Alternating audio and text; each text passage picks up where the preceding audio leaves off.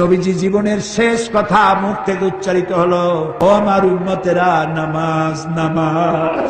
হুজুর, আপনাকে যারা অন্যায় ভাবে দিয়েছিল কষ্ট, দুঃখের সাথে আমি তাদের বলে দিচ্ছি স্পষ্ট, বাংলাদেশে বড় বড় আছে যত আলেম, সকলকেতে জেল খাটাল ওই মরদুদ জালেম।